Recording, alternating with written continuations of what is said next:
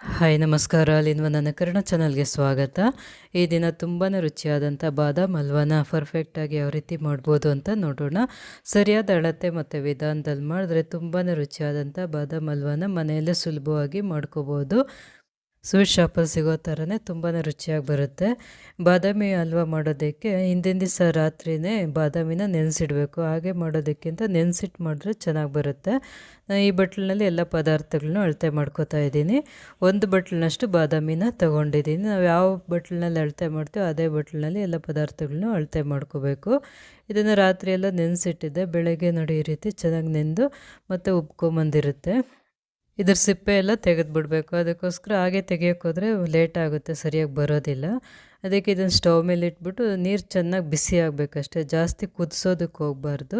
ನೀರು ಚೆನ್ನಾಗಿ ಬಿಸಿ ಆದಮೇಲೆ ಸ್ಟವನ್ನು ಆಫ್ ಮಾಡಿಬಿಡ್ಬೇಕು. ಸ್ಟವ್ ಆಫ್ ಮಾಡಿಬಿಟ್ಟು ನೀರನ್ನೆಲ್ಲ ಬಸ್ಬಿಡ್ಬೇಕು.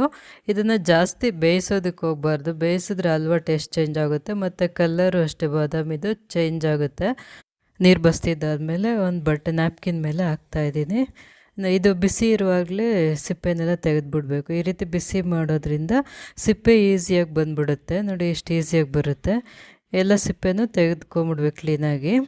ಸಿಪ್ಪೆ ಎಲ್ಲ ತೆಗೆದಿದ್ದಾದಮೇಲೆ ಮಿಕ್ಸಿ ಜಾರಿಗೆ ಸೇರಿಸ್ಕೊಂಡು ನೀರೇನೂ ಹಾಕಬಾರ್ದು, ಹಾಗೆ ಪೌಡ್ರ್ ಮಾಡ್ಕೋಬೇಕು. ತುಂಬ ನೈಸ್ ಮಾಡಬಾರ್ದು. ಸ್ವಲ್ಪ ರವೆ, ಚಿರೋಟಿ ರವೆ ಬರುತ್ತಲ್ಲ, ಆ ರೀತಿ ಪೌಡ್ರ್ ಮಾಡ್ಕೋಬೇಕು. ಇದಕ್ಕೆ ಕೆಲವ್ರು ಹಾಲು ಹಾಕ್ಕೊಂಡು ರುಬ್ಕೊತಾರೆ, ಆದರೆ ಆ ಹಾಲು ಏನು ಬೇಕಾಗಿಲ್ಲ, ಹಾಗೆ ಪೌಡ್ರ್ ಮಾಡಿಕೊಂಡ್ರೆ ಚೆನ್ನಾಗಿರುತ್ತೆ. ನೋಡಿ ಈಗ ಮಿಕ್ಸಿ ಜಾರಿಗೆ ಸೇರಿಸ್ಕೊಂಡು ಇದನ್ನು ಮಿಕ್ಸಿ ಮಾಡ್ಕೊತೀನಿ. ನೋಡಿ ಈ ರೀತಿ ಮಾಡ್ಕೋಬೇಕು. ಸ್ವಲ್ಪ ತರಿ ಇರಬೇಕು. ನಾವು ಹಲ್ವ ತಿನ್ನೋವಾಗ ಅದು ಬಾದಾಮಿದು ಫ್ಲೇವರ್ ನಮಗೆ ಸಿಗಬೇಕು. ಅದಕ್ಕೋಸ್ಕರ ಇದರಲ್ಲಿ ಒಂದೊಂದು ಬಾದಾಮಿ ಹಾಗೆ ದಪ್ಪದಾಗೆ ಉಳ್ಕೊಂಡಿರುತ್ತೆ. ಅದನ್ನು ಈ ರೀತಿ ಸಣ್ಣದಾಗಿ ಕಟ್ ಮಾಡ್ಕೋಬೋದು ಚಾಕುವಲ್ಲಿ, ಮಿಕ್ಸಿ ಮಾಡೋಕ್ಕಾಗಲಿಲ್ಲ ಅಂದರೆ. ಈಗ ಬಾದಾಮಿನೆಲ್ಲ ಮಿಕ್ಸಿ ಮಾಡ್ಕೊಂಡಿದ್ದಾಯಿತು. ಈಗ ಸಕ್ಕರೆ ಪಾಕನ ಮಾಡ್ಕೋತಾ ಇದ್ದೀನಿ. ಸಕ್ಕರೆ ಪಾಕ ಮಾಡೋದಕ್ಕೆ ನಾವು ಯಾವ ಬಟ್ಲಿನಲ್ಲಿ ಬಾದಾಮಿನ ಅಳತೆ ಮಾಡಿದ್ನಲ್ಲ ಅದೇ ಬಟ್ಲಲ್ಲಿ 3/4 ಬಟ್ಲಿನಷ್ಟು ಸಕ್ಕರೆ ತೊಗೊಂಡಿದ್ದೀನಿ. ಕೆಲವರು 1 ಬಟ್ಲು ಬಾದಾಮಿಗೂ 1 ಬಟ್ಲು ಸಕ್ಕರೆ ತೊಗೋತಾರೆ, ಆದರೆ ಸ್ವಲ್ಪ ಸ್ವೀಟ್ ಜಾಸ್ತಿ ಆಗಿಬಿಡುತ್ತೆ. ಅದಕ್ಕೆ 3/4 ಬಟ್ಲು ತೊಗೊಂಡ್ರೆ ಸಾಕಾಗುತ್ತೆ. 3/4 ಬಟ್ಲು ಸಕ್ಕರೆ, 3/4 ಬಟ್ಲಿನಷ್ಟು ನೀರನ್ನು ಸೇರಿಸ್ಕೋಬೇಕು. ಇದಕ್ಕೆ ಏಲಕ್ಕಿ ಏನು ಬೇಕಾಗಿಲ್ಲ, ಹಾಗೆ ಮಾಡ್ಕೋಬೋದು.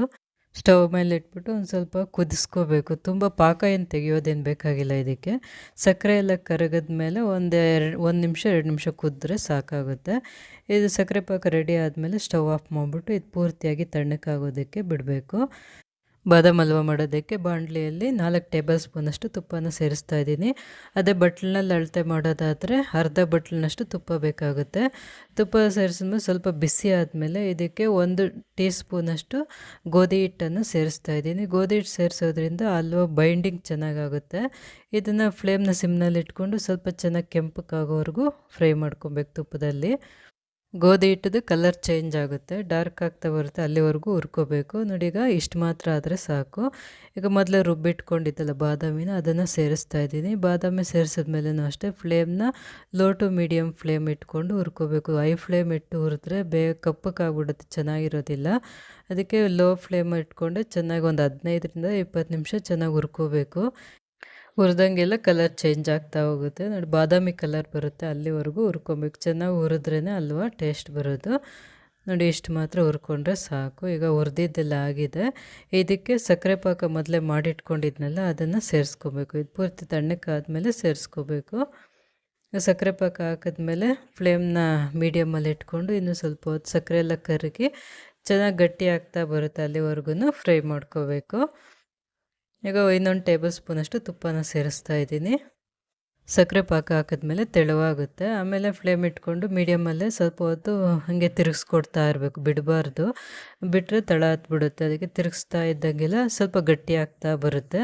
ತುಂಬ ಗಟ್ಟಿ ಮಾಡ್ಕೋಬಾರ್ದು, ಆರಿದ್ಮೇಲೆ ಗಟ್ಟಿ ಆಗುತ್ತೆ. ಅದಕ್ಕೆ ಸ್ವಲ್ಪ ನೋಡಿ ಈ ಕನ್ಸಿಸ್ಟೆನ್ಸಿ ಇದ್ದವಾಗ ಸ್ಟವನ್ನು ಆಫ್ ಮಾಡಿಬಿಡ್ಬೇಕು. ಆವಾಗ ಕರೆಕ್ಟಾಗಿ ಹಲ್ವ ರೆಡಿ ಆಗುತ್ತೆ. ಎಲ್ಲರೂ ಇಷ್ಟಪಡುವಂಥ ತುಂಬಾ ರುಚಿಯಾದಂಥ ಬಾದಾಮ್ ಹಲ್ವ ರೆಡಿಯಾಗಿದೆ.